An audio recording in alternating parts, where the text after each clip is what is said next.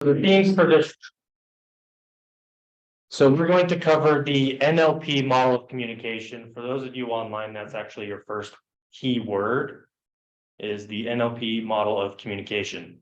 So we're going to cover what that is in specific detail. Some of you may be familiar with your reticular activating system, or the RAS for short. So the NLP model of communication actually breaks down the RAS in specific detail. Okay, so we'll go over that pretty heavily in the second portion, how to identify unconscious communication styles within yourself and others, understanding eye movement. So when a person is moving their eyes on their different planes, what are they actually accessing internally? Okay, how to install positive states, in your clients. How do we internally encode the goals we hit versus the ones we do not? And how to hit your business and personal goals with pinpoint precision, how to identify limiting beliefs and decisions, and then how do we use timeline therapy to install memories into the future. So timeline therapy uses quantum physics. If you're familiar with quantum physics, we know that time is not linear. So we actually use this modality to install goals into the future. Okay, so here you have the NLP model of communication. Might be a little bit difficult to see, but you see the VAKOG up over here on the top. So that's your visual, your auditory, your kinesthetic, which is your touch, your olfactory, and your gustatory. So your sense of smell and taste. Every second of every day, we have approximately 11 million bits of information coming in through our five senses into our neurology. Okay. Now, 11 million bits is the number that we focus on. However, you have people, neuroscientists like Dr. Joe Dispenza, who say that this number may actually be as high as anywhere from 200 billion to 400 billion bits of information every second. Okay. So this information comes into our neurology through our five sensors. Now, based on our language, our memories, our values and beliefs, our life experiences, and our meta programs, which is just essentially shortcuts of how we process information, make decisions, our mind deletes, distorts, and generalizes that information, that 11 million bits, down into chunks of 134 bits of information every second. Okay, that's what we can unconsciously process every second. Now, because we still can't consciously focus on 134 bits of information every second, our conscious mind actually chunks that down even further into bits of around 7 plus or minus 2. So some people can only consciously focus on around 4 or 5, other people 9 or 10. Okay. Now, I used to work for a tech company, and when we were starting, we worked a lot with first responders, and we would talk to them about eyewitness accounts. And they always talked about two people witnessing the same event would have drastically different experiences of that event, right? Their eyewitness account would be drastically different. That is based on how their mind deletes, distorts, and generalizes the information coming into their neurology. Okay. How did their mind chunk it down? I keep holding that. Delete it. Okay. So we always talk about cause over effect in NLP trainings. The reason we do this is because cause puts you on the results versus the reasons side of life. Okay, cause equals empowerment. Now, this is a game that I play with myself 100% in all scenarios every day. Okay, so if I woke up this morning, today I actually woke up, and I'm not a morning person, but I woke up this morning, I was in a fairly good mood. And I looked outside and I was like, how is this manifesting in my day-to-day life, right? How are my thoughts manifesting in my reality? Well, it was a pretty nice sunny day this morning, right? It was reflecting my mood. Now, I had a client a couple of weeks ago, and he had reached out to me and he said, hey, I want to talk to you. I'm just not getting any traction in my life. I said, okay, let's get together over a cup of coffee and let's talk about it, see what kind of work we need to be doing. So we set an appointment for 10 o'clock. I think it was Thursday. This was a Tuesday. So 10 o'clock rolls around. He doesn't show up to the appointment. He gives me a call and he says, hey, man, I'm going to be a little bit late. I had a flat tire on my way to our appointment. So when we got together, we started talking, and I was like, how interesting is it that you are the one who said you weren't getting any traction in your life? You got a flat tire. And the reason he had a flat tire is because his tires were bald, right? So it's not to say things don't just happen in our life, but what is happening inside your mind? What is your thought process? And how could that possibly be manifesting in your reality? Okay. Doing this will put you on the cause side of life, which will get you results instead of reasons as to why you're not having life the way you want it. Okay. So in NLP, we're dealing with conscious processes to rewrite unconscious programs. Okay. Now, when I'm talking about the unconscious, I'm talking about your unconscious mind. Some of you may refer to it as your subconscious. So all learning, behavior, and change happens in the unconscious. It's a very powerful mind. Some people say it's responsible for up to 95% of the way we operate on a day-to-day basis. Now, if I was to bring to your awareness your heartbeat, you probably weren't aware of how quickly or slowly your heart may have been beating until I brought that to your awareness. Now, what was responsible for beating your heart? And that's your unconscious, right? So responsible for all learning, behavior, and change. It's also responsible for running and preserving the body, okay? So very powerful mind. We also know that it takes things personally. That's why when we go into the anchoring techniques, I can take you back to a state where you felt some really powerful emotions, and you can actually experience those emotions as if it was happening again. Okay? So very powerful mind. That's why in NLP, we actually refer to it as the unconscious, because consciousness equals awareness. Un means not. So by referring it to the unconscious, it's simply saying the mind that is not aware. Whereas subconscious, sub means less than. There's nothing less about it. Okay. So we know it takes things personally, so we refer to it as the unconscious in NLP. So now I'm going to get into eye patterns. Now, I'm going to explain what eye patterns are, and then I'm going to show you how they can be used to your advantage when you are working with your clients, okay? Now, we all know that we've all learned about rapport, right? That's a pretty popular topic, especially in any sales training, they talk about building rapport. Or I know in the real estate industry, things like the DISC assessment are very popular, right? So how would you like to learn ways to build rapport with your clients without being overly annoying and matching and mirroring their body posture and folding your arms when they fold their arms? To me, that's extremely annoying. I hate when I can tell someone's trying to do that, and then I try to break rapport with them and they're not catching on that I'm trying to break rapport, right?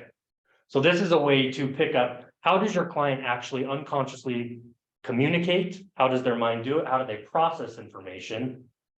So up here at the very top, you see this VC and the VR. Now the VC stands for visual construct, okay? Now the VR would be visual remembered.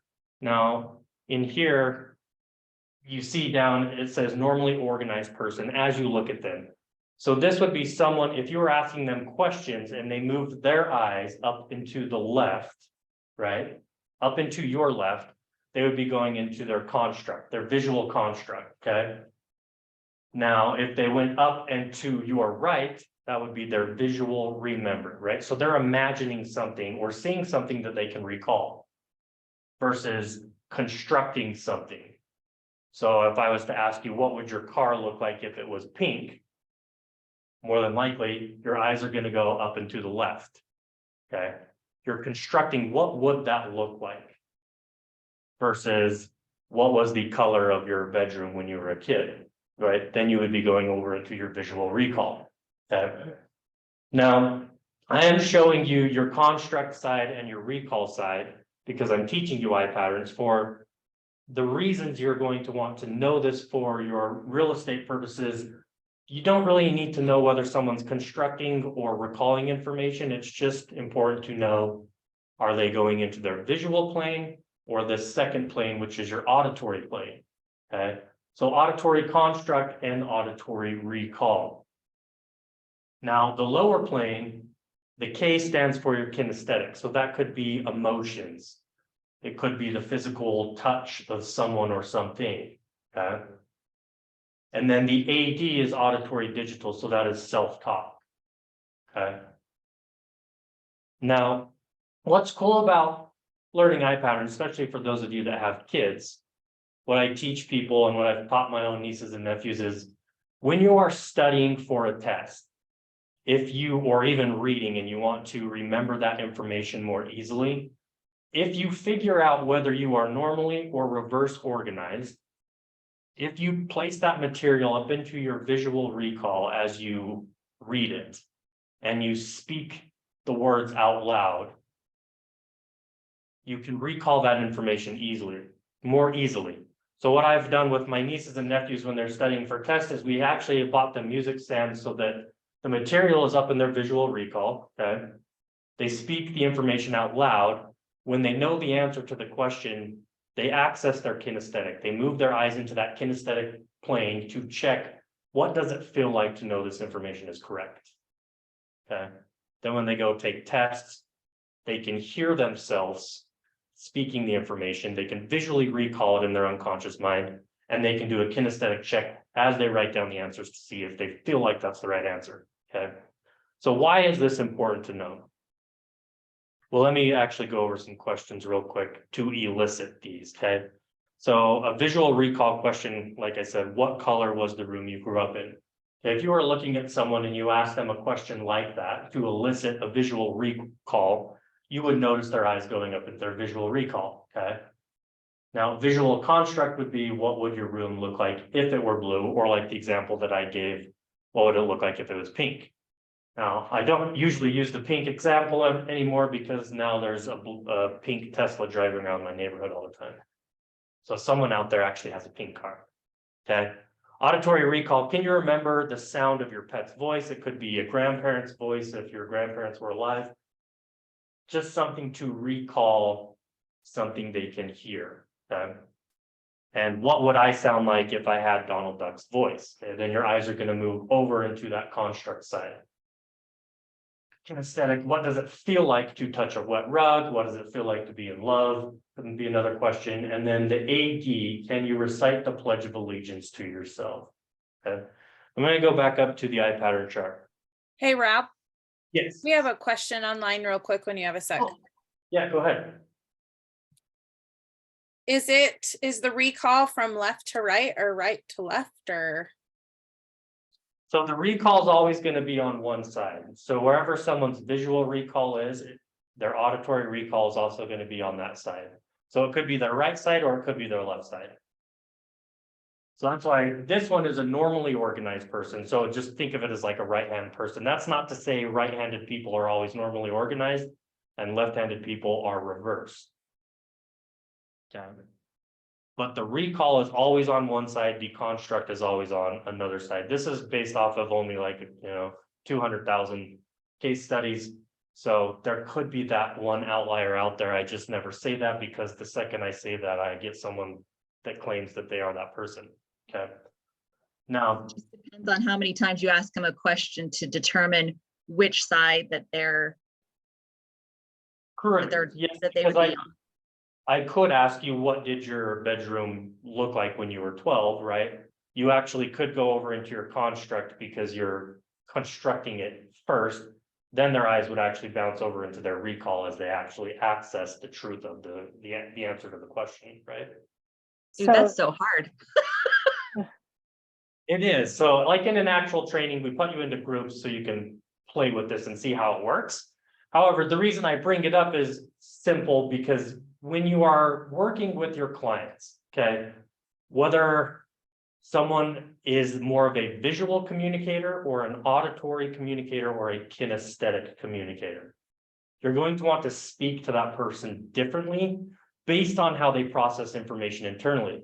Now, if I was showing someone at home and I said, how does this home look to you? And I noticed that they go down into their kinesthetic, right? Then my follow-up question would be different. I wouldn't use more visual predicates. If I asked them that question, how does this home look to you? And I noticed that they go down into their kinesthetic, then I could follow it up with a question that's more along the lines of, how would it feel to live here? Right? Then I'm speaking directly to how their unconscious mind processes the information. Now, if I did ask them that visual question, right? How does this home look to you? And I notice that they do go up into their visual. then I could follow it up with the questions like, can you see you and your family living here, right?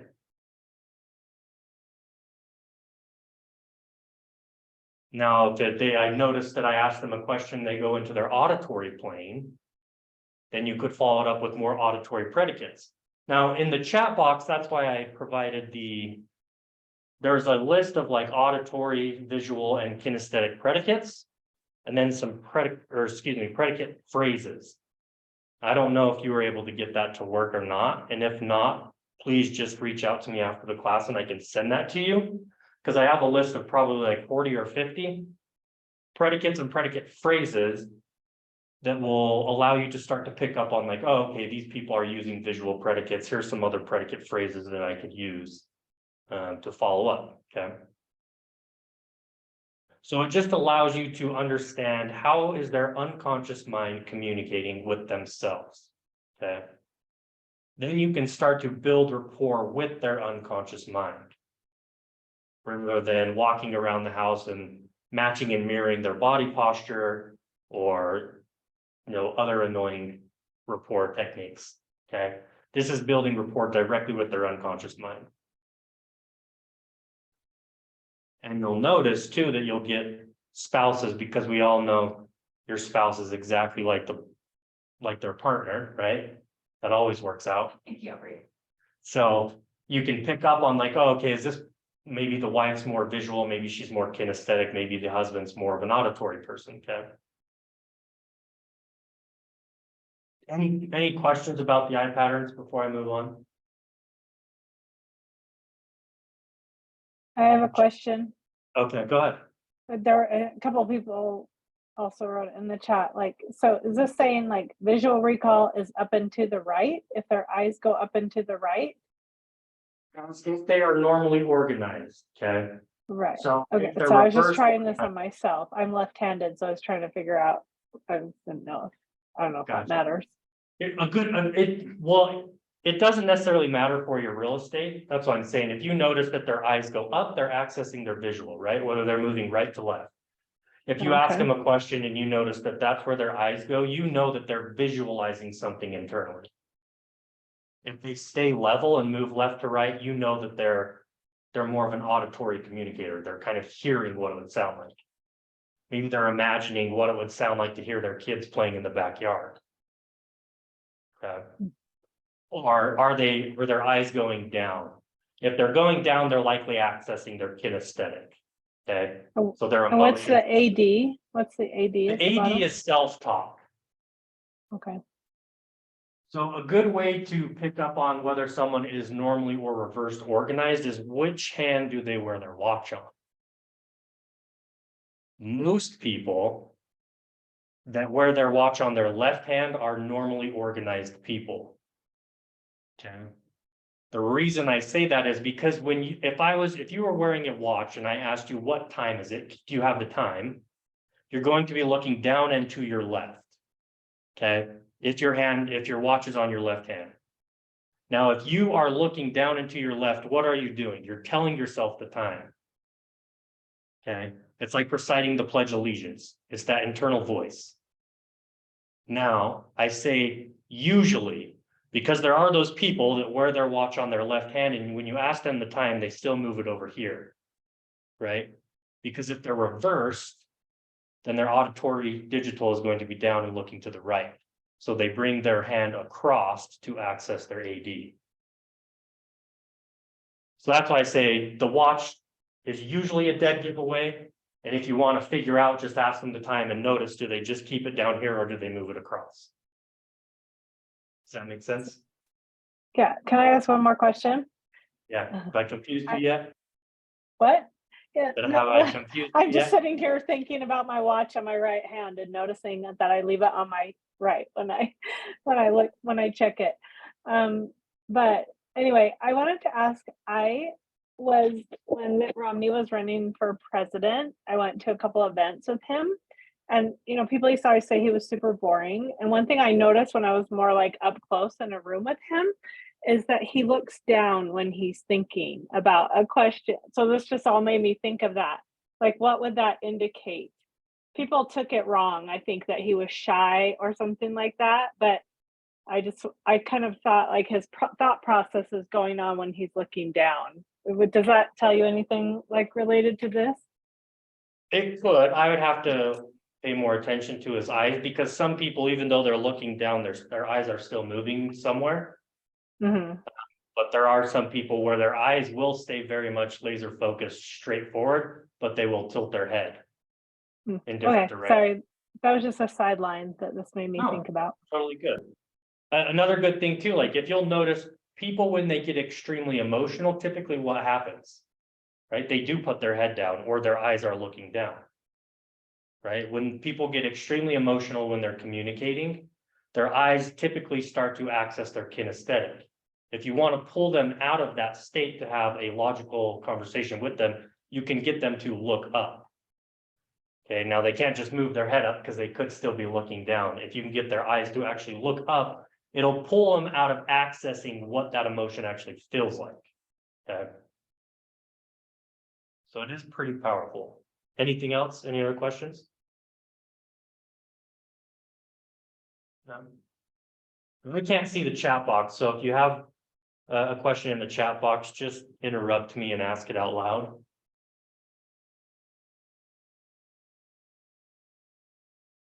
So anchoring techniques. I'm sure some of you are familiar with the story of Pavlov's dog, right? Where he rings the bell, the dog salivates as he puts out the steak, rings the bell, puts out the steak, the dog salivates, then he rings the bell, doesn't put out the steak, the dog still salivates, yeah? Or maybe you're like me and you're a fan of The Office, and are you a fan of The Office? So there's an episode where Jim does the same thing with his coworker Dwight, where he reboots his computer, it makes a dinging noise, he offers Dwight an Altoid. He does this all throughout the day, then at the end of the day, he does it again. Dwight puts out his hand for the Altoid and Jim looks at him and says, "What are you doing?" Okay. And then Dwight says, like starts chomping his mouth and he's like, "Oh, my mouth's so dry," right? So anchoring, anytime someone is in an intense state and at the peak of that experience, if a specific stimulus is applied, then the two are linked neurologically, creating an anchor. Now, anchoring can assist you in gaining access to past states and linking the past state to the present. So I'm going to teach you what anchoring is and then how you can actually use it in your real estate practice. Okay, so there are 4 steps to anchoring. You have the person recall a past vivid experience. Now, the best way to anchor someone is in a naturally occurring state, right? When it's actually happening. However, if you are not doing that, like in real estate, you'd be doing it in the moment, but you couldn't have someone recall a past vivid experience. If I was to ask all of you, can you recall a time when you were totally motivated? Or a time when you were extremely happy? Or even a memory where you were rolling on the ground laughing? Right? If you were to actually go back to that time and experience what it feels like to have that memory, you would elicit a response in the body. Okay. As that's happening, you provide a specific stimulus at the peak of the experience. Okay, then you change the person's state, you break their state. You test the anchor, you fire off the anchor and watch the client go into the state. So even in the examples that I gave, right? So naturally occurring, Jim was creating a dinging sound with his computer. The stimulus was he was providing that and then giving Dwight the Altoid, right? Then when he wanted to test it later in the day, he fired off the anchor, which was the dinging of the computer, okay? And he watched as his coworker went into the state of having a dry mouth, right? Getting that response. So 5 keys to anchoring: the intensity of the experience, the timing of the anchor, the uniqueness of the stimulus and the replication of the stimulus and the number of times. So here's how you actually do anchoring. Now I had in one of the first NLP trainings I ever went to when I was doing this, you know, we broke up into groups of 2 and we were actually anchoring laughing into the bottom. We were creating what we call a resource anchor, which is essentially a bunch of positive experiences stacked into somewhere on the body, so that if you woke up in a bad mood or you were going to a meeting and you weren't feeling quite up to snuff, you could fire off this resource anchor where you had all these positive states to pull you into a positive state, okay? Now, what happened was the guy that I was doing this with, gentleman in his 70s from just outside of London. Now, we were doing humor, okay? So when you're doing anchoring, we recall a past intense emotion. We were doing laughter, okay? Now I asked him, could you remember a specific time where you were rolling on the ground laughing? Said yes. I watched as I could see that he was starting to experience those emotions over again, right? So he was going into state. He was going into that state of laughter. So that's when I applied the stimulus. Now in an actual training, all we do is we simply just touch the knuckle, okay? And I noticed as he went into that state of laughter, and at the peak of the experience, right after the peak, is when I would release the stimulus, okay? Now, the reason we do that is because we don't know what happened after the laughter. Now, for him, he was actually almost rolling on the ground laughing as we did this experience because it was such an intense experience for him. Now, after that happened, right, so we anchored the memory by applying that stimulus. Now, when I pulled the stimulus off his finger, I just said, hey, can you smell popcorn, to pull him out of that state of laughter? Yeah. Now, the reason I didn't hold it on there for 5 minutes is because I don't know what happened after that laughter experience. Now, he's a good example because I said, hey, Simon, what was that memory for you?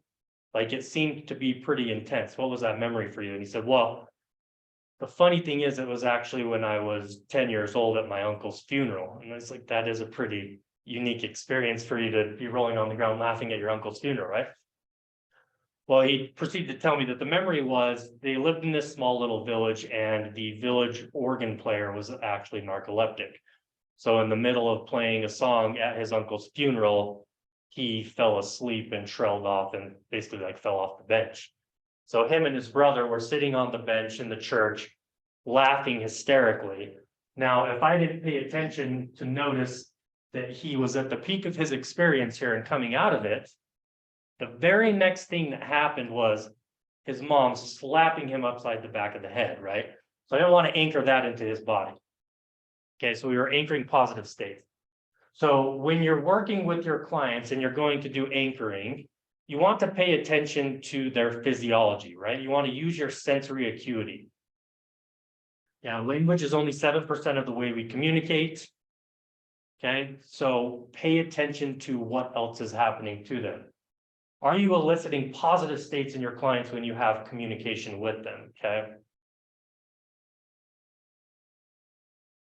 Now, here's what I do. Here's how I have used this in various industries. Like I said, anchoring is an extremely powerful technique that I have used, whether I was selling millions of dollars worth of equipment to mining operations, or in a listing presentation, or a buyer's presentation, or when I was working with cities like New York or Miami-Dade County for the tech company that I worked with, right? When we were signing contracts.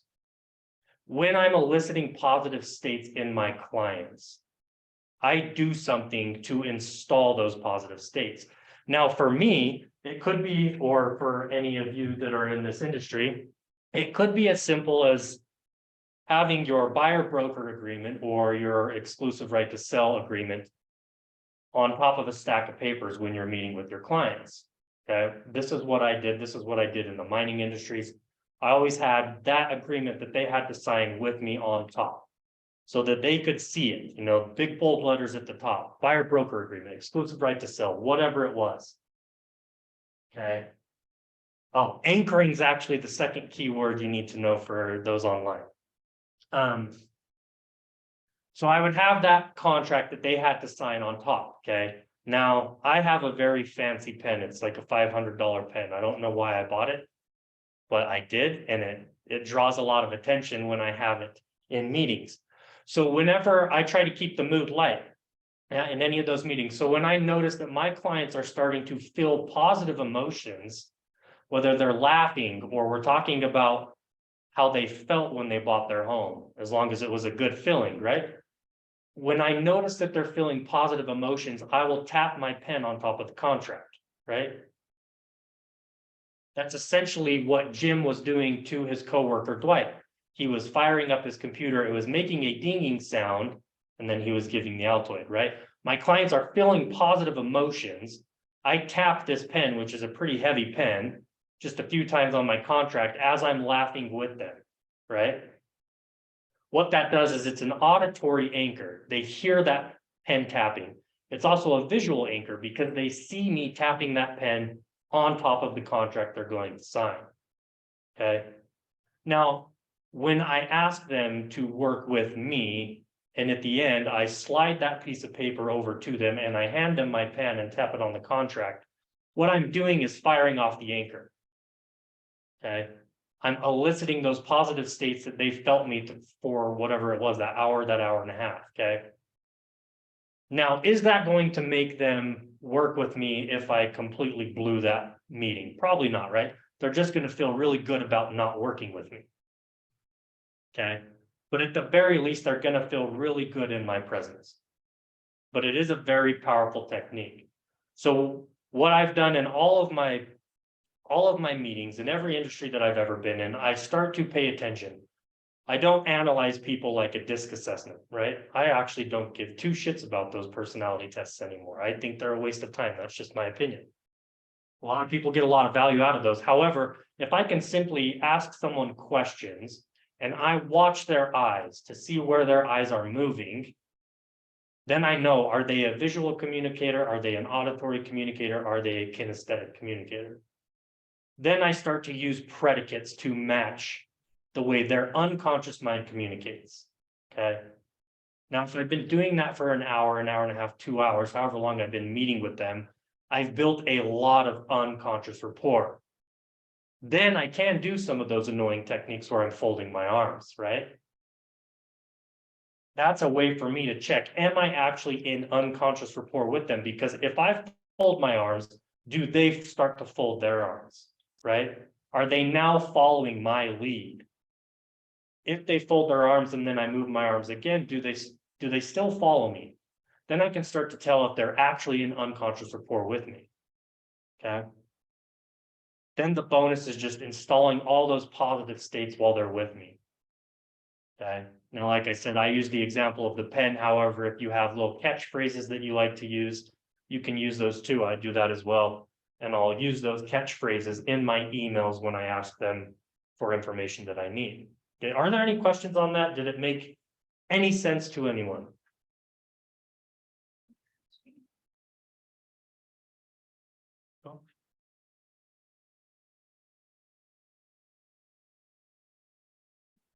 So this is where I said you can actually stack anchors. It's like in an actual training, we have you stack anchors in a spot in the body. That's where you can build that resource anchor. I'm doing the same thing even when I'm meeting with clients and I have that contract sitting in front of them, right? I'm going to install laughter in them. They're going to laugh at some point. I'm going to install a sense of confidence, right? And you can see here, laughter, confidence, a time when you felt powerful, and happiness, right? So by stacking all this anchors, it's just going to allow them to feel a lot of positive emotions. Now, I actually have what we call a resource anchor right here on my ear, where I've stacked probably tens of thousands of positive experiences over the last decade and a half, right? As I've studied this stuff. I rarely use it. However, if I find myself in a real funk and I want to feel a lot of positive experiences, I just fire off my resource anchor. And that's just something you taught yourself, like It's something we teach in an actual NLP training. So you would break up into groups, so you get to experience what is it like to have these installed into me and then fired off, so that it's that convincer, right? Because I can teach you this, right, but without experiencing it, you're kind of just like, oh, this sounds cool, sure, right? But when you get to experience it, and you could, I mean, even if I asked you about those memories, if you have a very vivid memory about a time where it could be positive or negative, right? We want to teach you to install positive states, but even the time where you were extremely sad, like negative emotions, there's a lot of power behind negative emotions, negative states, okay? And if one of those was very recent, like I went through a divorce, for those first couple of years after the divorce, it sucked ass, right?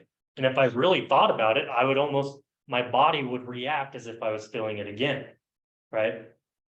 This is like, as we go into the timeline therapy stuff, when we're talking about quantum physics, the thing I like about that is the difference between a modality like that and say talk therapy, when I'm working with someone that has a very traumatic past, and I've worked with some people that have had some very fucked up experiences, there's just no other way to describe it other than that, so if that language bothers you, I'm sorry, but there's just no other way to describe it. Now, I didn't know the experiences they went through because all of the stuff that I use is content free, okay? However, there are people that even when they talk to a therapist, if they're talking about the experience, their body will have a reaction as if they're experiencing that event over, right? So your mind is very powerful. That's why I say you can install positive states over and over into the body. Okay. So we're going to get into the NLP approach to easily achieving your goals. So there's 4 reasons why you do not hit your goals. You have away from or conflicting values. You have limiting decisions or beliefs around reasons why you cannot achieve your goals. You have suppressed negative emotions. And you have a negative internal representation when it comes to your goals. Okay. Until you make the unconscious conscious, it will direct your life and you will call it fate. You will call it God's plan. You will call it a soul contract. You will call it whatever you call it. Okay. What I want to bring to your awareness, to your consciousness in this next hour plus that we have, is all of those things, those unseen things that are preventing you from going out and living your life by design, intentional design, I should say, okay? So in NLP, we want you to create goals for all areas of your life. So we have your spirituality, your career, your family, relationships, personal growth and development, your health, and your fitness. The reason we want you to create goals for all areas of life is because the unconscious or your subconscious mind likes balance, okay? Now, I have a client who all he wanted to focus on was the goals in his career. He was very career driven, right? He was already doing 7 figures. He was just starting a new business. He wanted to get that business to 8 and possibly 9 figures, okay? His business has worked multiple 9 figures now. A very successful man. People from the outside would look at him and think he is highly successful because his career and the goals that we set for his career, he's now hitting and smashing, okay? However, he wasn't living a balanced life. Because your unconscious mind likes balance, if it starts to notice that you're getting out of balance, it will create things in your life to bring your awareness to that area, okay? So although he looked extremely successful in his career, his family and his romantic relationships were going to shit. To him, when you first asked him, he was like, it just happened out of nowhere. Everything blew up overnight, right? That wasn't really the case. There was all these little clues, but then it did take a catastrophic event to say, hey, you're really neglecting this area of life. We need your attention, okay? So that's why we want you to create goals for all areas of life so that you're successful. You're in what we call flow state in all areas of life. Most people, when they think of flow state, they automatically go to their money and their career, right? We want you to be in flow state in all areas so that spirituality, you are connected, whether that's to your higher self, your God, your universe, whatever that is to you, right? Your career, same thing, your family life, your relationships, they're easy, right? Your personal growth and development, your health and your fitness. You see, I don't really like sweets, but for whatever reason, this last year around September, when they started selling Reese's peanut butter cups for Halloween, My weakness. yeah, I was just munching on those things, right? So my stomach started to expand a little bit. I was getting out of balance. My unconscious mind was telling me, hey, pay attention over here. You're starting to notice less and less of your feet. Okay. So career values. Now, if you're watching this online, I'm going to ask you to take out a pen and a piece of paper. And we're going to elicit your values in the context of your career. Now, this process can be applied to each one of these areas of life, okay? But we're going to focus on career because we're in real estate training. So your values are what's driving you in this particular area of life, okay? Your values are essentially a cluster of beliefs, okay? So what is important to you in the context of your career? Now up here, you see that I have like 3 different clumps: money, freedom, human interactions, independence, net profitability, stability, the ability to be remote, helping others, something I love, 5-figure months, recognition, longevity, right? These aren't my actual career values. These are just some values that I threw up there to give an example. So in every context of life, but we're talking about career here. So in career, you have this value of money. Okay, now you have a cluster of belief systems around money in the context of your career. Now, money may also be one of your values in relationships or family, right? Your belief systems around value are going to be different in each one of those areas of life, okay? Now, I can do this with everybody simultaneously, or if someone online wanted to do this, or even here, I can elicit someone's values and show you exactly how this works. So if someone wants to volunteer, cool. If not, everyone can just play along at the same time. I'll volunteer. Is that Lacey Ann? Is that right? Yeah. Yeah. Cool. Okay. I want you to write this down too, as you go through this, okay? Okay. I'm just gonna ask you a question and I want you to write everything that comes to mind as quickly as you can.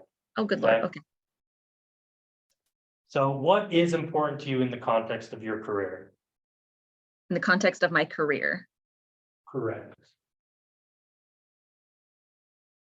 And if you wouldn't mind, will you just say it out loud? Because I'm gonna write it down. So money is important.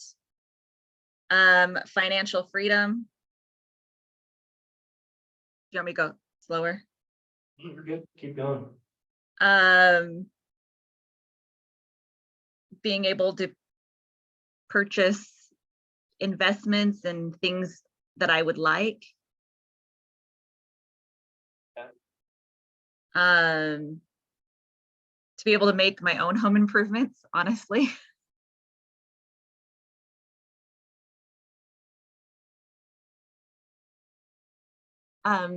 Just being able to have a better life, for what I would consider a better life. And I guess I need to be more specific in what I consider a better life, right? It's up to you. Because I think everybody's different. Like, I don't need to live in a mansion to think my life is better, you know. Whatever it means to you. What's important in my career. So having clients that are happy and that like to spread the word about me going above and beyond, because it's important to me that my clients know that I'm always putting my best foot forward for them. Yep. That's important in my career. I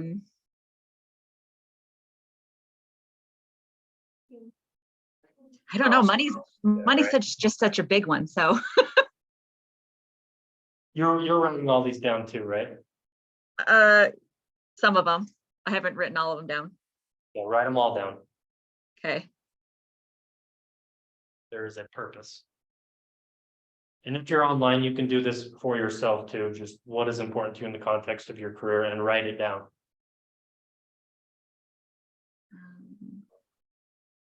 Happy clients. And I said spreading the word. Mhm. Have a better life, make my own home improvements, able to purchase investments, financial freedom, money. Yes. Okay, I think I have all of those written down. Anything else coming up? what's important in my career, I would say having a good network. Because I think a good network helps everything flow much easier. Networking helps to get other clients, just the whole of networking. Cool. Okay.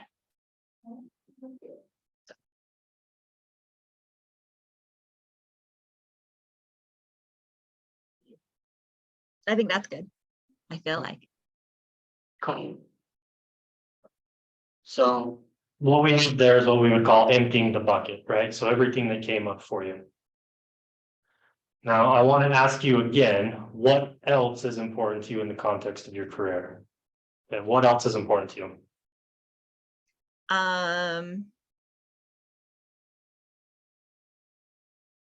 What else is important to me? Being able to get to and from all the locations. So I guess it's important to have reliable transportation.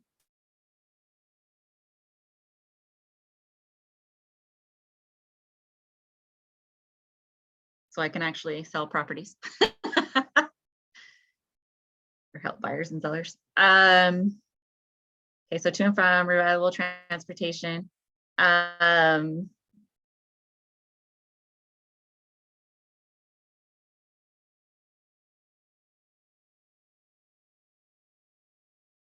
Sorry, I'm just trying to think of words. What am I trying to think of? Like ads and flyers and things like that. Being able to, I don't know why I'm going blank on this word. When you purchase ads and things like that, you are marketing. Yeah, marketing. Thank you. Being able to market correctly. But apparently I don't have to use the word to be able to do it correctly.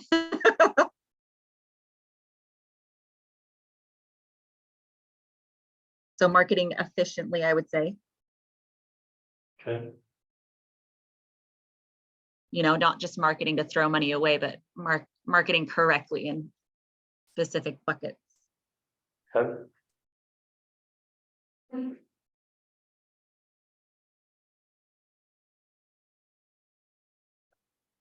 So that was just what's important to you, the context of your career, right?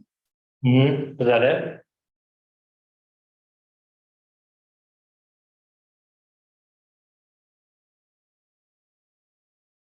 I guess being able to travel because of the things that I've been able to achieve. Being able to travel is important. Yep.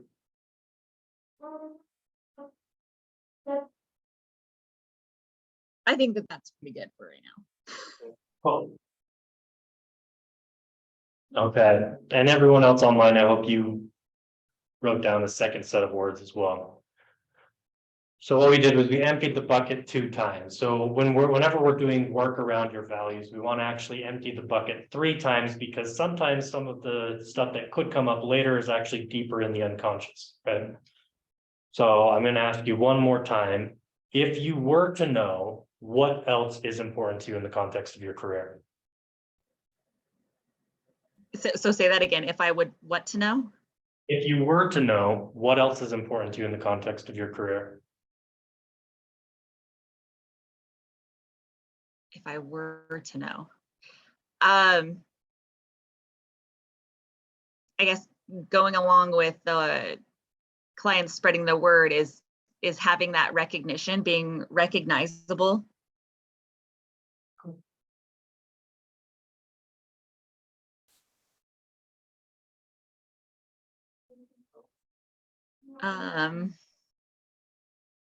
Maybe being able to set better financial goals.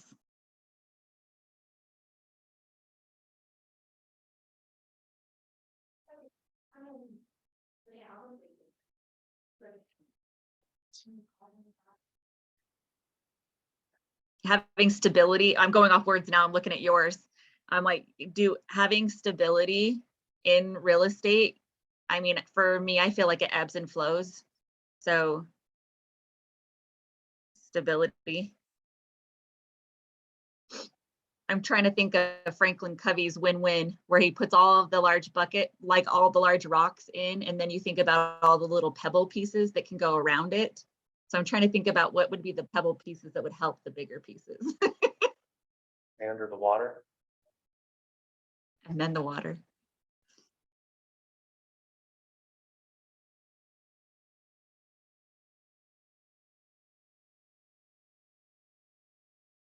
I don't know, I'd almost love to hear other people's words, just because that could be like, oh yes, that.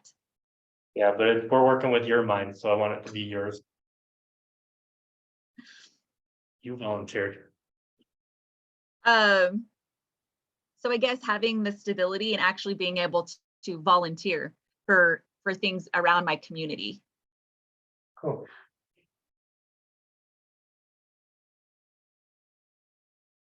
I'm a habitual volunteer person. I feel pretty good about those. Okay. That's it then. Cool. So for you and everyone else that did participate, I want you to look at your list of words, and if there's any duplicate words, cross one of them out. Okay. If there's any duplicate words from your list, cross one out. Now, if there are any negative words, ask yourself, what do I want instead, and write that down. Okay.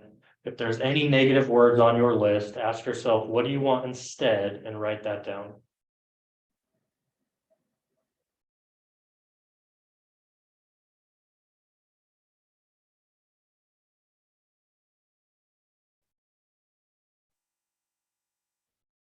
Now, if there's any words on your list with the same meaning to you, pick the one that resonates with you more and cross the other one out.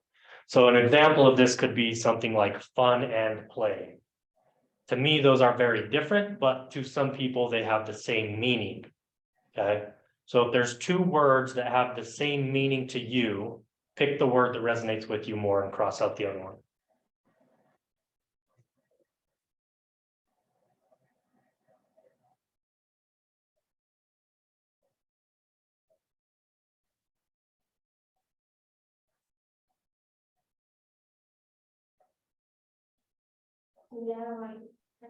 Done all that, Lacey-Ann? Yeah. Okay. Now, for you and everyone else that participated, I want you to look at your list of words. And as quickly as you can, I'm gonna have you rank them. So we're only gonna go to the number 10. So if you have more than 10, don't worry about it. But as quickly as you can, rank these in order of importance from 1 to 10. So 1 most important, 10 least important. So as quickly as you can, just put a number next to them.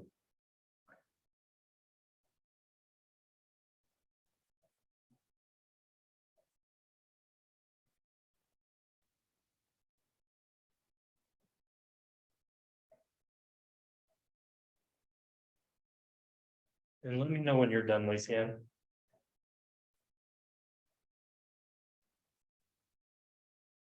I'm done. Cool. So the reason I had you do that quickly is because these are your unconscious values, right? And we're working with your mind, which is why I didn't want input from other people. Okay? Yeah. Yeah. So your top 4 values that you ranked in your context of your career, these are your biggest unconscious motivators in your career. Okay. Again, your biggest unconscious motivators.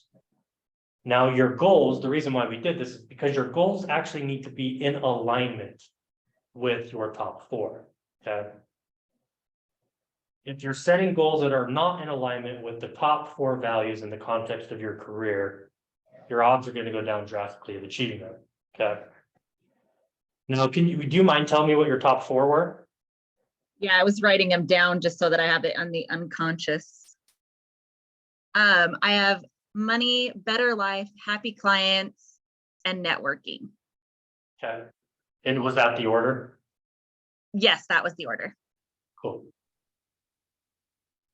So you need to be setting goals that are in alignment with that. Okay. Your top 6 are actually how you make decisions in this particular context of life. Okay. So again, you can do the same thing in all of those areas of life that we went over on that wheel on this past slide, okay? You can do the same process for all areas. And your top 6 values are going to be how you make decisions in that particular area, okay? Now, if you are working with someone that was highly trained in NLP, they should be coaching you around your top 10 values, okay?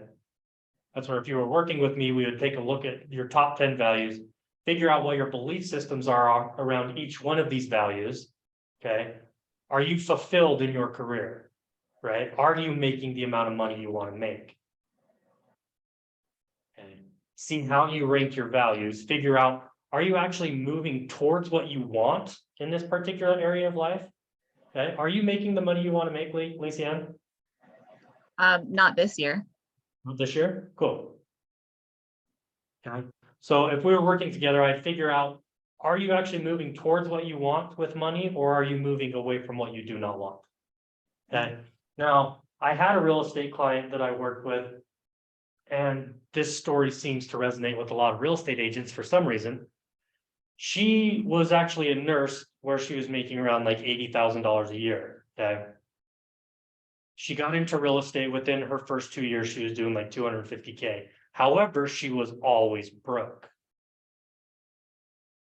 Yeah, she was always getting recognized by her brokerage for the achievements, well, I can't remember if it was monthly or quarterly achievements, right? So on the outside, she appeared to be very successful, okay? But when we figured out what was really going on, her situation, her story around money was very similar to mine. Grew up in a family where we didn't have a lot of money, right? My dad was very good at budgeting, to the point where Sundays it was like we would go to church, and then that was like the extent of the good feeling on Sunday, right? Because then dad would come home and budget the checkbook. And then I'd have to hear him yell at my mom because we were like $2 over budget and there was not a receipt, right? So I always resented money, I resented budgeting, right? Same thing with her. She grew up in an environment where her family was always broke. Okay, they became somewhat successful later. However, one of her siblings was a total loser in her eyes, right? So what she was doing is she was running this program, right? An unconscious program where her story was, I'm proving to them, I'm proving to my family that I'm not them, right? That I am successful. I'm not my loser sibling. I'm not my loser parents. So she would go out and make a bunch of money, okay? She would hit this threshold. Again, this is the unconscious program she's running. She has this unconscious threshold of how much money is enough to prove to myself that I'm not them, right? So she would hit that threshold, and then what would happen to her motivation? Her motivation is gone, right? So she would start running new programs. Her mind would be like, oh, okay, I know how to get you motivated. Let's start spending money erratically, okay? So that you can get your motivation back. Let's run programs where you're not following up with your clients or doing lead gen, okay? So that we can make sure that you get your motivation back, okay? So then she would get right to the verge of being broke again. There were some bills coming due, nothing in her pipeline. It was like, oh shit, I've got to prove that I'm not my family again, right? She would get her motivation back, make a bunch of money, repeat the cycle, okay? So negative emotions, these away froms that we talk about, they can be highly motivating in helping you to go out and achieve what it is that you want in your career. However, it will always create burnout. That burnout could be 2 months from now, 2 years from now, a decade from now, right? So we had to figure out what her story was to change her motivation so that she was no longer moving away from those things she did not want and moving towards the things that she did want. And I'll show you how we did that, okay? And I see the same thing happen with people in relationships, right? Probably most of us have a friend that's like, I'm always dating the same person in a different body, right? I'm attracting that same dirtbag, same shitty person, right? So again, the NLP model of communication, I'm going to cover this one in detail during this training. So we have your values and your beliefs, okay? So events happen, right? Things happen in our external world. Our mind deletes, distorts, and generalizes that information based off of our values. What is important to you in the context of your career? Okay, you have a cluster of beliefs around your values. Whoops. Already give word No. 3. Sorry, say that again. Did you already give word 3? Did I? No. No, because we haven't got there yet. So what is important based on your values? So when we're doing values work, right? This is where you'll get people, even like her, where she was running these unconscious programs. Again, the language, the memories, the values and beliefs, your experiences, those are all in your unconscious, right? So she would have things happen in her external world, and based off of her values, what was important to her mind would delete, distort, and generalize information, okay? Now, when we did values work and changed those away from motivations on her values, it then changed the way her mind processed events in her external world based on a values and belief shift that was happening, okay? So now opportunities would come up to her in her external world, and those opportunities could have always been there, right? But based on the way she held her values, when we changed that, she viewed those opportunities differently, right? Maybe took action on them in a different way, okay? Now, if you're looking at your list of values, and for some people, I'll get clients where it's like, they say that money is very important to them, and then when we do this values elicitation, that money could actually be like number 8 or 9 on their list, okay? Then when we do some of this work, your values can actually shift and reorganize. And I can also show you when we talk about encoding information in your mind and how your mind encodes it, we can encode your values differently in your unconscious to bring some of those up, creating a massive shift in your life. Okay. So we just went over essentially your values and your beliefs. Now I'm going to talk about limiting decisions. Most people think of limiting beliefs, right? I have all these limiting beliefs about myself. I don't give a shit about the beliefs. It's when did you decide that? Okay. When did you decide to adopt the belief? So we have this little arrow here, this black arrow. Okay, this is your timeline. This is how your unconscious mind stores memories. Okay. So just think of it that way. You have now, your future, and your past. So I'll get people that just say, I can't make money, right? I can't do it. Oops. When they tell me they can't do it, that is a limiting belief that they have, right? I want to know when they decided that. The decision always precedes the belief. So when I'm working with my clients, I take them on a journey with their timeline using quantum physics to take their mind back to the time when they decided to adopt the belief. Yeah, okay. So as we shift some of those limiting decisions, we can change the way your values are stored. So what is the difference between reality and a limiting decision? So reality could be I don't have any money versus I can't make it, right? I don't love anyone versus I can't love. I don't trust anyone versus it's not okay to trust. I'm not athletic and I can't develop athletic ability. I can't dance and I can't dance. Suck at having relationships or they're not worth working for. People lie to me and that hurts, or I don't have good enough sensory acuity. Doing taxes is boring, that is reality, and I can't discipline myself, which I can discipline myself, taxes are just boring. Exercise is hard versus it's not worth my time. Okay, so that's the difference between reality and a limiting decision. So what is your self-talk, right?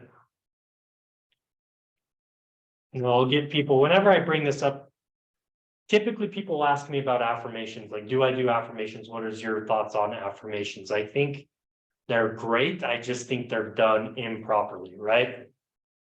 So I'll get people that it's like, they'll tell me, I do an affirmation every morning where I'm a money magnet, right? Well, to me, what I hear is they have a limiting decision that they actually can't make the money they want to make, right? I don't have to tell myself I can breathe, right? My mind just does it. I do it. Okay. if you want to know my approach on affirmations, I don't say I'm a money magnet. Our unconscious mind likes evidence procedure, it likes to know how, okay? So what I do with my affirmations is I say, how am I? Okay, how am I attracting the clients I want to attract? How am I a money magnet? Your unconscious mind will start to bring up its own evidence procedure to tell you this is how you are. Okay. Installing a new belief system versus lying to yourself in the mirror. Okay. So most people, when they tell me I am a money magnet, I say, well, when did you decide that you're not? And there's usually some sort of limiting decision or belief around their affirmations. So just change it to how am I, right? And it'll start to bring up its own evidence procedure. So prime directives of your unconscious mind. So it stores memories. I don't know if they can see them, but it says stores memories at the top. Okay. It organizes all your memories. It represses memories with unresolved negative emotions. It presents those memories to your conscious mind when it is ready to release the negative emotions. This is why you hear stories of people that start to recall events from their past that could have been traumatic, right? It's actually their unconscious mind saying, hey, this is no longer serving you. Let's resolve the emotions around this event so that we can let go of it. Okay, it runs and preserves the body. Now, with negative emotions, we know that there is energy stored in the body around negative emotions. Okay, you can create energy, you cannot destroy energy. But by releasing the energy around those negative emotions, okay, it actually allows the energy to flow into the positive emotions. So when we're dealing with negative emotions, we have our 5 major negative emotions, our standard and our supercharged, okay? So we have anger, sadness, fear, hurt, and guilt. Those are our 5 major negative emotions. Now, when they become supercharged, you get rage, depression, terror, betrayal, and shame. Okay. My dad was kind of a rageaholic. Going to the grocery store as a teenager was hell for me. Always felt bad for that poor cashier because if she took more than 5 minutes to check us out, it was like a blow up, right? He had a lot of unresolved anger. There was a lot of energy behind his anger. Okay. So what we have here is what we would call a gestalt. So this is just a specific emotion. So we're going to talk about like anger. Imagine this is all anger, okay?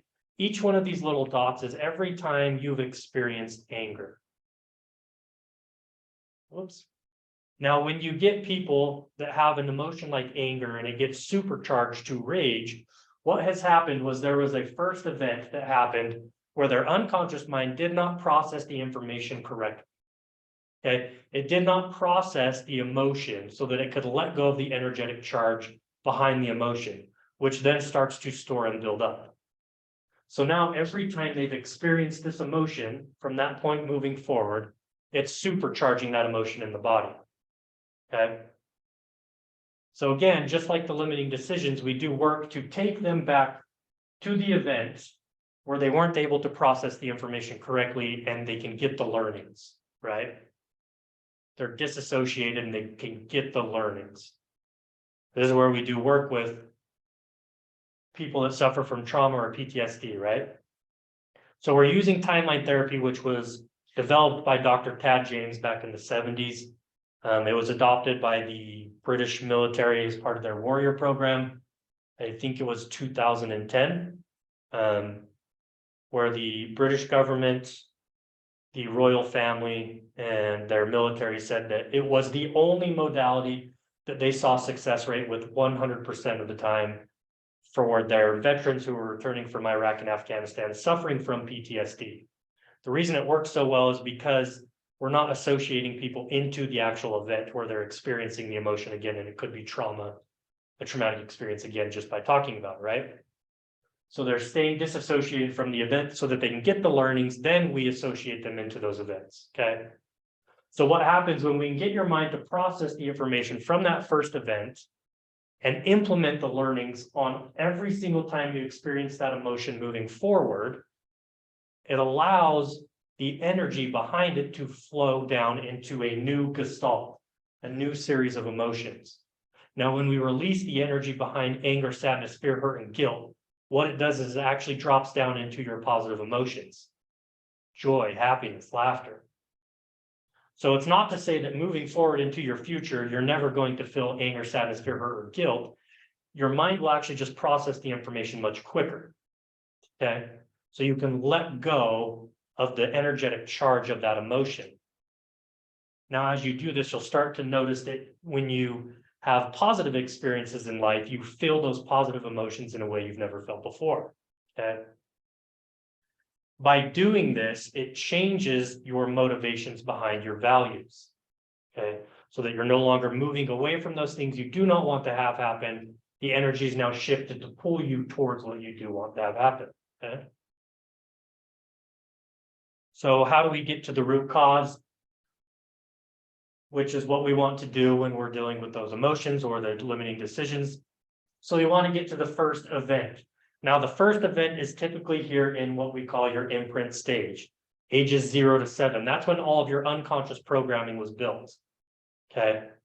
So for those of you that have kids or have been around kids a lot, around 7 is when they develop what we call their critical factory, when they start to question everything. Now, they start to do that before age 7. That's just typically when it's actually developed. Okay. So kids in age 0 to 7, their brainwave is actually in like a low, typically theta, and then going into low alpha brainwaves. Okay. So it's the same thing as being in a deep state of trance. It's like being under hypnosis. That's why hypnosis is so powerful, because you can slip suggestions past the critical factory and install it directly into the unconscious.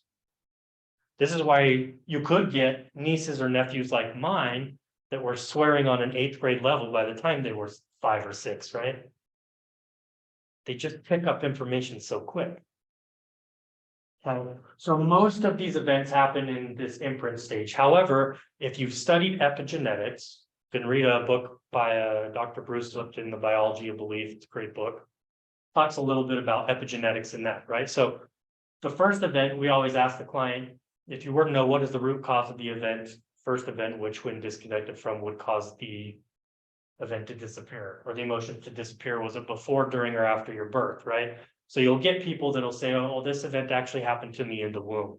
Okay, that's where their mind takes them. I don't care. It's whatever their mind says. Some people will say it was passed down to them through their genealogical line. That's where I say we know through the study of epigenetics that that is actually true. Okay, we know that things can be passed down. Emotions, belief systems can be passed down through your genealogical line through epigenetics. Okay, an event has to happen to trigger off that gene. Okay, or was it a past life experience? Yeah, I've seen some pretty incredible things with all 3 of these: past life, genealogical, and even in the womb.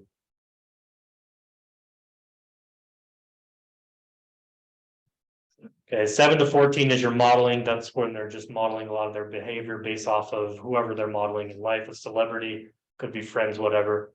14 to 21 is when you're picking up all your socialization skills.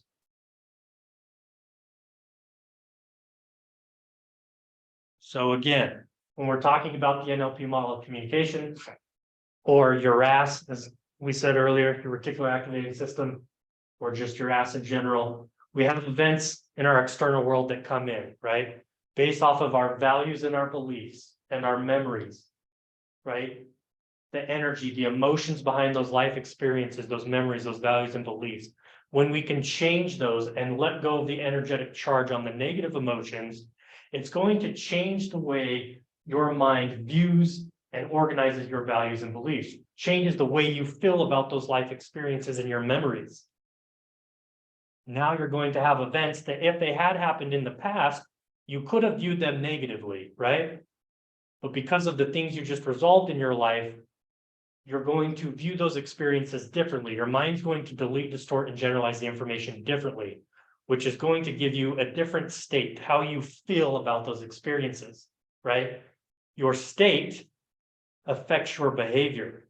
So when we do this work around how you feel about those memories, your values, your beliefs, and your experiences, it changes your state and your behavior, giving you a different behavior and therefore different results in your life. Okay.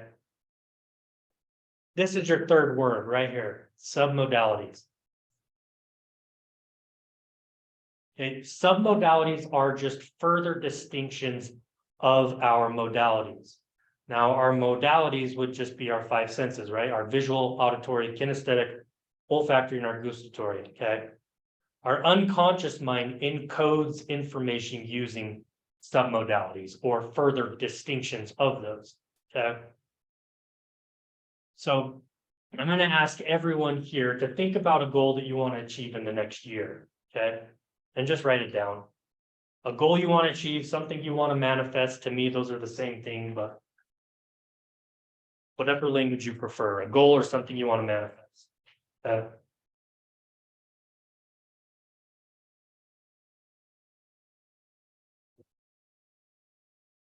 Now I'm just going to focus on the visual submodalities, but just know that, like, if I was working with someone one-on-one, I would go through and ask further questions about any feelings that may be important or sounds, whatever, okay? But I want you to think about that goal, okay? Actually, what I want you to think about is I want you to think about something that you know to be absolutely true, okay? What is something that you know to be absolutely true, okay? Now, as you think about that thing that you know to be absolutely true, I'm just going to ask you some questions, okay? As you think about that thing you know to be absolutely true in your mind, is it black and white or is it color? Okay. Is it near? Is the image near or is it far? Is the image bright or is it dim? And where is the location in your mind? The size of the picture. Are you associated looking through your own eyes in the picture, or are you disassociated? Can you see yourself in that picture? Is the picture focused or defocused? Now, is the focus changing or is it steady? Is it framed or is it panoramic? And is it a movie or is it a still frame? And pay attention to the amount of contrast. And is it three-dimensional or is it flat? Okay. Now, the reason I did that is because that is how your mind encodes information that it knows to be absolutely true. So when you think about that goal that you wrote down, at the very end of this, I'm going to give you a link that has a meditation to install memories into your future around your goals. Okay. Some of you may call this deja vu. Have you ever had something happen in the past, or excuse me, in the present, where you're like, oh, this is deja vu, right? What you probably didn't realize is you've actually done this in your past. You may have installed memories into your future using quantum physics. You could just be experiencing deja vu because you're experiencing an event around a goal you may wanted to have achieved in your past, right? So as we start to install goals into your future, you may start to experience deja vu a little more. Okay. So as you think about that goal, when we're doing the visualization process in that meditation, I want you to visualize your goal the same way you visualize something you knew to be absolutely true, right? What this does is it helps your unconscious mind recognize what it needs to know in order to go out and achieve your goals. Okay. So pay attention to, was it in color or black and white? Was it near? Can I ask a question? Yeah, go ahead. I mean, like, something I know to be true is like, I live at, my address. I didn't know what kind of things you were like wanting us to think about. I'm not really making the connection to how that works with our goals. Like if I'm like, I live at, my address. When I asked those questions, did your mind have an image that it stored as you thought about you living at your address? When you think about you living at your address, do you have a picture? Kind of like a picture of my house. Is that what you mean? Well, whatever is in your mind. Yeah, I mean, I can generate a picture of my house in my mind. Okay. So when you think I mean, I'm about sitting you in it, living, so you knowing that you live at your house, do you have a picture? yeah. Okay.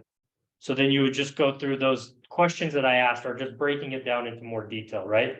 Your unconscious mind has an image that it knows is absolutely true around the idea of you living in your home.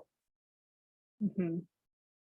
Now, you could be more of a kinesthetic processor, so that's where I say if I was working with you, I'd ask you, are there any feelings that are important? Okay, where does your body hold the feeling of you knowing that it's true that you live in your home? Okay, what is the shape? What is the size? That's more like somatic style coaching, but it could be important to you, right? Are there any sounds? Okay, so just to give you an idea, so I did the same process, something that I knew to be absolutely true. Okay, I know the car that I drive. I know that when I think about the car that I drive, I have a picture in my mind. Okay, so last year, well, not last year, this was like 6 months ago. What was it, June? Okay, so I set a goal where I wanted to bring in $200,000 in the next 45 days. Okay, I was really stretching myself. I had done that in like a 7-month period, but I had never done it in less than 7 months. Okay, and this was a slow time of year. I had nothing in my pipeline in any of my businesses. So I did the process of, okay, I know how my mind stores things that it knows to be absolutely true. I know how my body feels to know something's absolutely true. I know the self-talk that I have when I know something is absolutely true. Okay, so I did this process where it's like, okay, nothing in my pipeline. Could I do this? Could I actually pull in 200,000 in 45 days? So I did this process. I did my own meditation. I visualized me opening up my phone to my mobile banking app 45 days from that day, right? So what is the last thing that has to happen so that you know that you achieved your goal?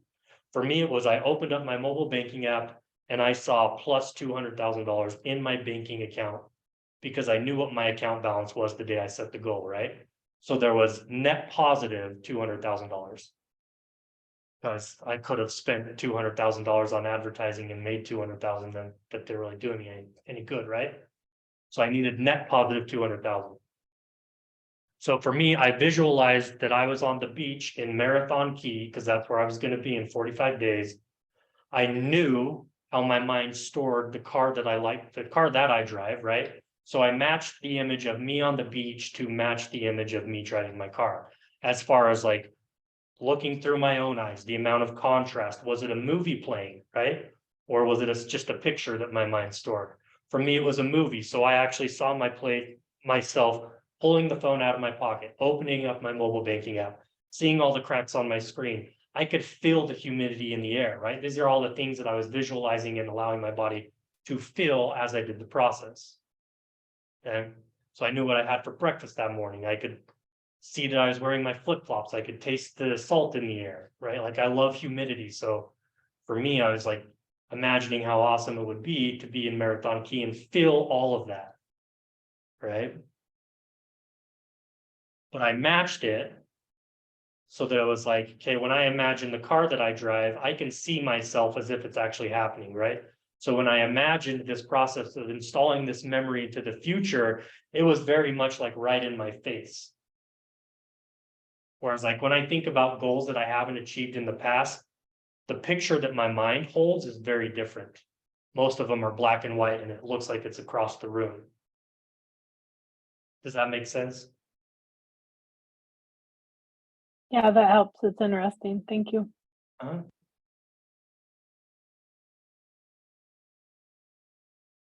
And yes, I did. Well, I didn't quite achieve that goal.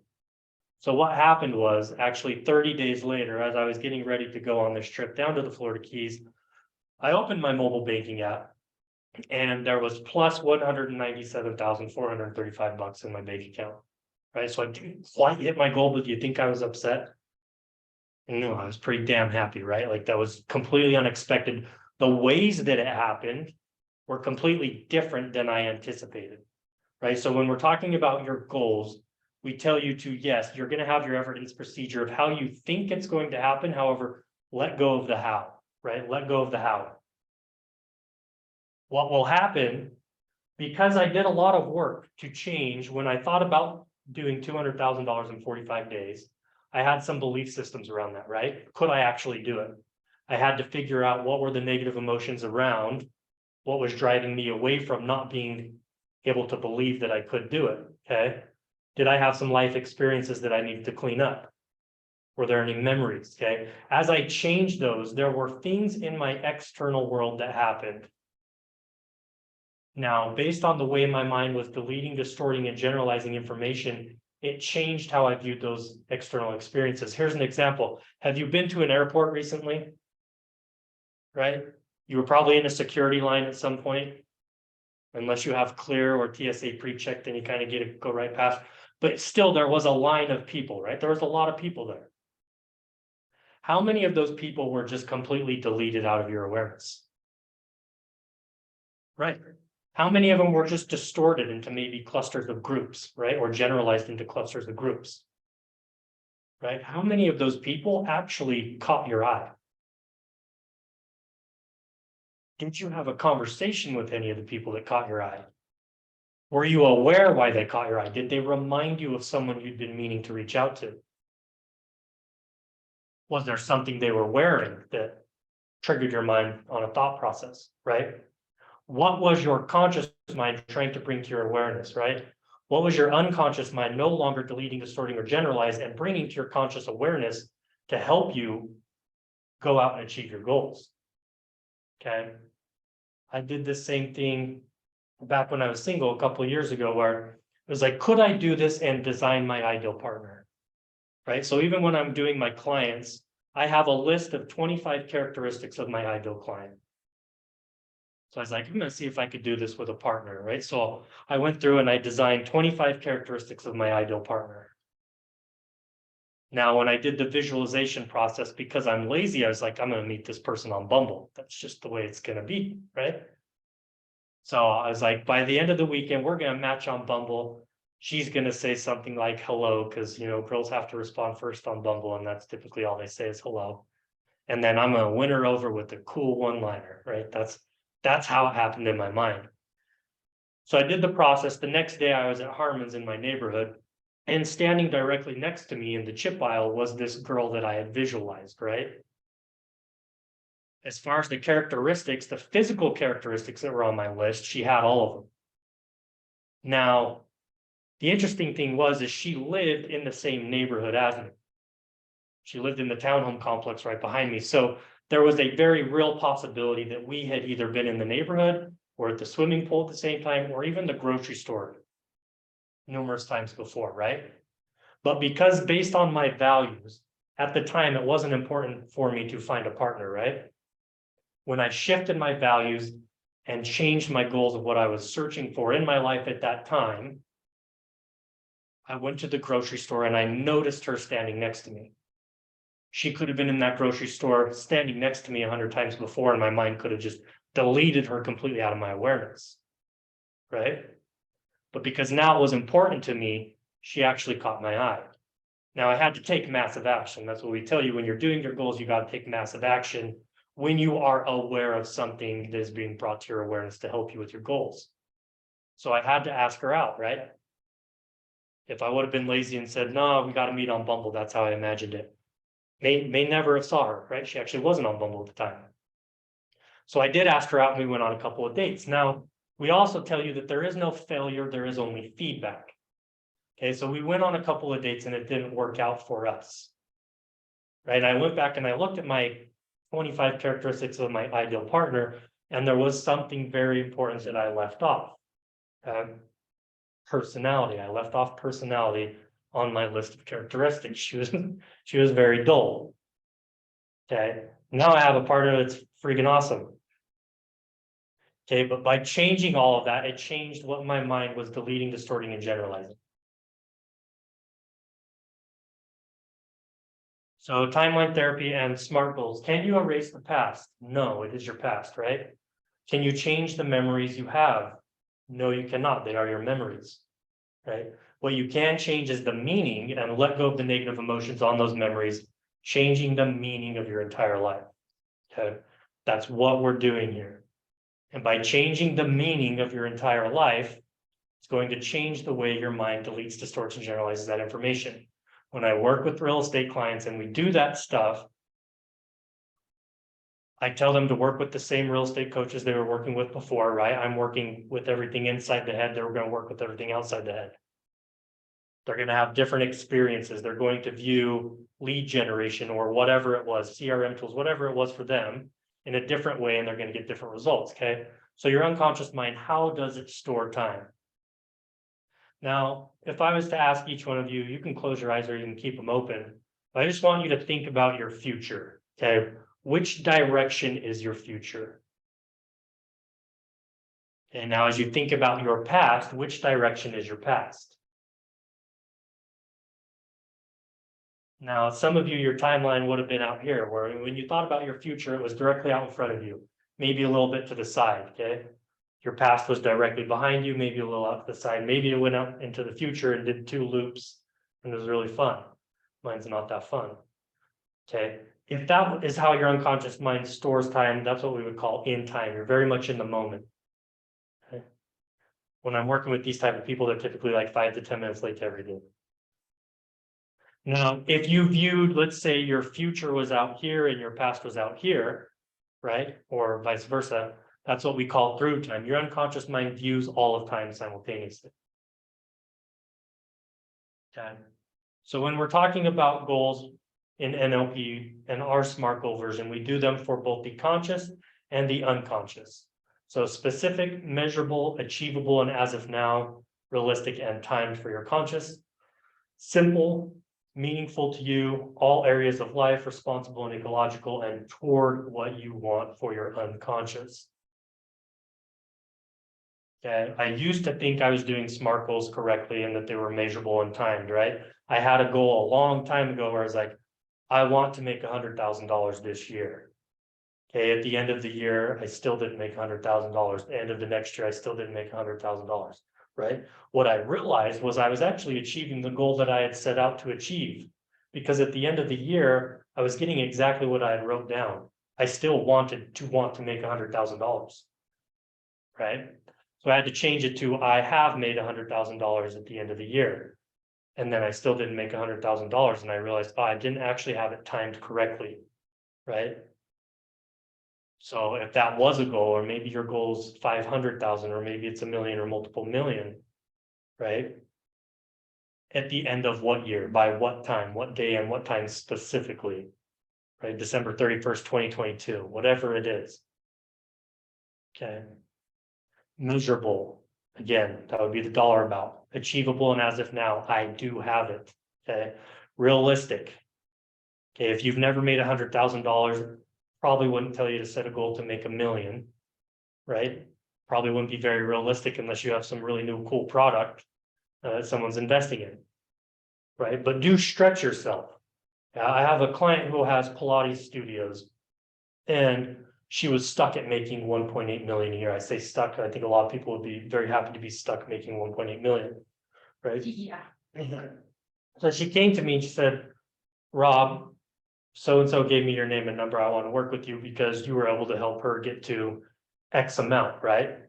She's like, I want to 10X my business in the next 24 months, which was very much stretching her, right?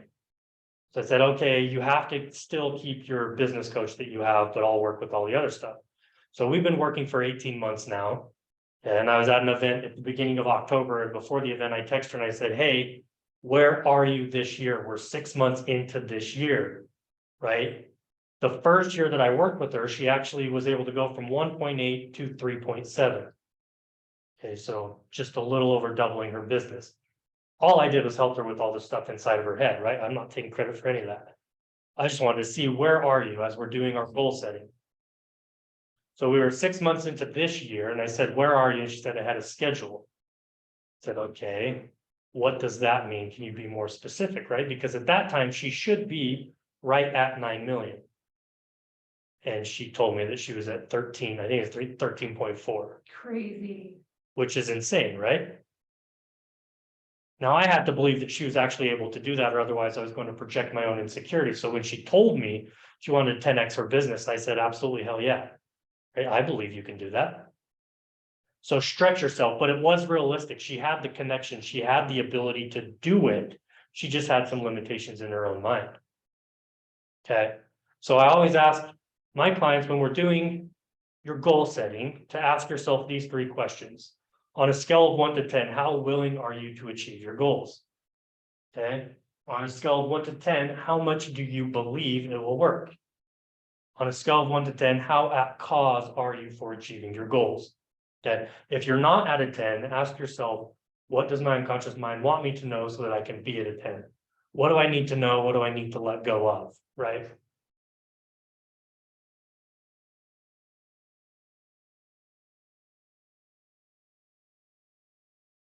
So these are the steps that we have for setting goals, installing goals into your future, okay? So we want to be sure that the goal is stated so that it is SMART. Now you had that last screen, well, 2 slides ago, that was the SMART for the conscious and the unconscious. Get the last step. What is the last thing that has to happen so that you know you got it? Okay, this is your evidence procedure for your unconscious mind. Okay. As you do this, it's going to start to bring things into your awareness to help you to take action on the things that it's bringing into your awareness to out and achieve your goals. Okay. Make an internal representation. Again, the internal representation was, how does your unconscious mind encode the goal, right? Or something that it knows to be absolutely true. Okay, so get a visual representation, an auditory representation, a kinesthetic representation, having all senses, and your AD, your self-talk is best. So that's like when I did the goal for the 200,000, I opened my mobile banking app, right? I saw it. I could hear the waves crashing. I knew what it felt like to feel the humidity and the sand on my flip-flops. I could smell the smell of the ocean. I could taste the salt in the air. I was telling myself how freaking awesome I was for achieving that goal, right? So having all of that, you step into the internal representation. So we have you associate into that event so that you can start to feel the experience as if you're actually achieving the goal, okay? This is even like the anchoring. This allows you to elicit the feelings and the emotions of what it would actually feel like to achieve your goal, okay? Then we have to adjust those submodalities for the most positive or real feeling, okay? Then we have you step out of the internal representation, so we disassociate you. The reason we do this step is because if your mind thinks you already have it, it's not going to bring things into your awareness to help you achieve it, right? The unconscious mind is lazy, so it's going to take the path of least resistance to help you achieve your goals. But if it thinks you already have your goal, it's not going to do anything to bring things into your awareness, right? This is why I changed the way I did vision boards. I wasn't personally getting results with my vision boards, right? I would see things on my vision board and I would feel really good about those things. I would see the vacation and it was like I was already there, right? So what I did was I started photoshopping myself into all my pictures so that it was disassociated. So that my mind knew that I didn't have the vacation, I didn't have the house, I didn't have the car, those things that I was putting on my vision board. Okay. So then you take that internal representation, you float up above that timeline, which we had you elicit how your unconscious mind stores time. I have people energize the internal representation with 4 deep breaths. So breathing in through the nose and out through the mouth and blowing the energy into the internal representation. The reason I do this is from a process that I adopted called Huna, which is just an ancient Hawaiian energetic technique, right? It's just very symbolic, but there's a lot of power behind symbology, okay? Those people that are part of the predominant religion in Salt Lake know that. Those people that pay attention to marketing know that, right? When you see certain symbols, there's power behind those symbols. By breathing life into your goals, that's what you are doing. Breathing into the image is essentially breathing mana or life force energy into the goal. Okay. If you think that's weird, that's fine. You don't have to do it. I personally have seen drastic results with my goals when I have done that process. So I just put it in there. Okay.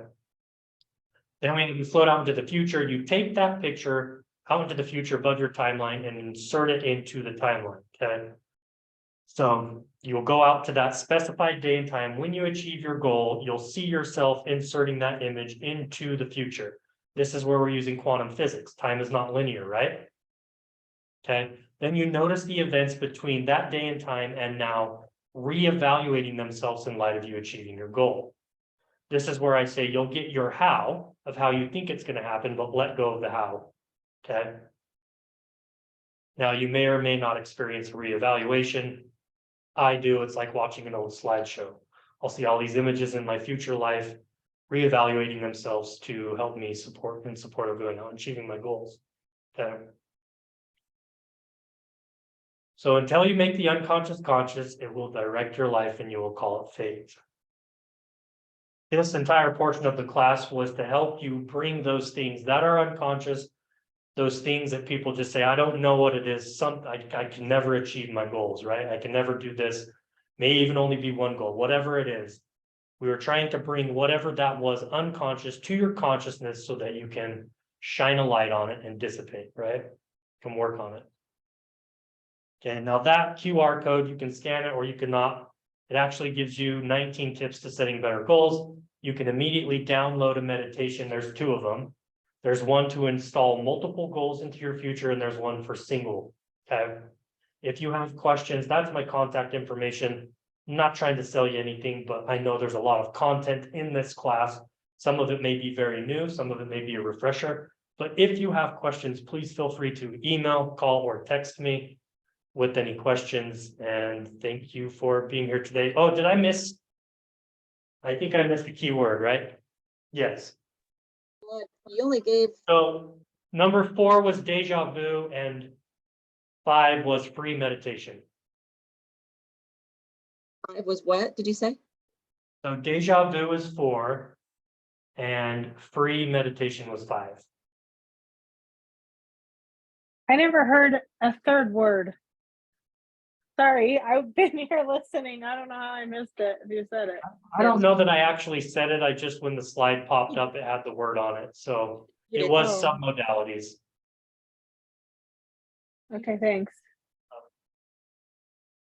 I need to remind everybody to fill out the Google form. I will wait for about 5 minutes, but make sure you grab it in the chat because that's how you are going to get credit for this class, because Rob will see who was there and who has all the words and all your information.